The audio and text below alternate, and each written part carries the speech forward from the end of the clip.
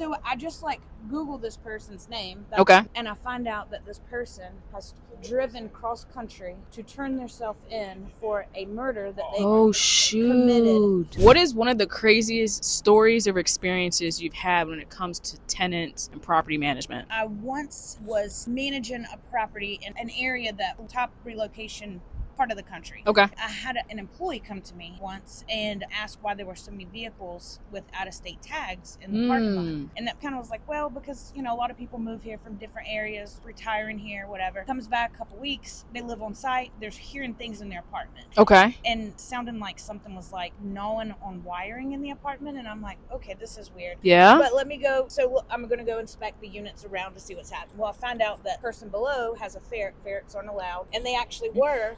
They weren't gnawing on wiring, but they were running around through the apartment and in that, They had a ferret on the loose. Yes, they did. 2 actually. So I got to remove the ferrets. Heck yeah. So solve that problem. Then the employee comes back again and still there's an issue. Like they think someone is like spying on their apartment. Oh, shoot. Like super big deal. Thinking that I'm, you're doing something. Like, yeah. I've got monitoring going on for this person. Because you have time for that, right? Exactly, right? Anyway, so I'm on my way to the property one morning and I get a call from a lady that asks me if I know this person. Yes, I do. They're my employee. And she's their sister. She's that person's sister and says, well, you're not going to see them for a long time and we're going to be coming to like clear out their things. And I'm like, what do you mean? And yeah. Like, well, if you don't know, like you'll find out soon enough. So I'm like intrigued. What does that mean? I'll find out soon enough. Yeah.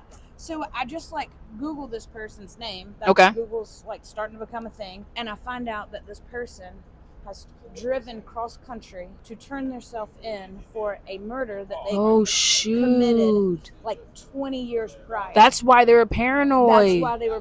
And this was like the nicest person So what was the out-of-state tags thing? He thought people were spying on him. People were looking for him for something he had done 20 years prior. I'd be paranoid too. Yeah, so he got into an altercation with his girlfriend and unintentionally unalived her. And so he went and turned himself in. Anyway, so a few months later, we get a Facebook review like talking about how great the property is and me. It was the guy from jail? Prison, probably. The guy from prison left you a review about him being a tenant. He never said he was a tenant. He just left a 5-star review about how great the property was. So wait, okay, so no other red flags in this guy? No, I mean, he was a little odd, but I mean, like, everyone has different personalities. Super nice. That's his story. Dang.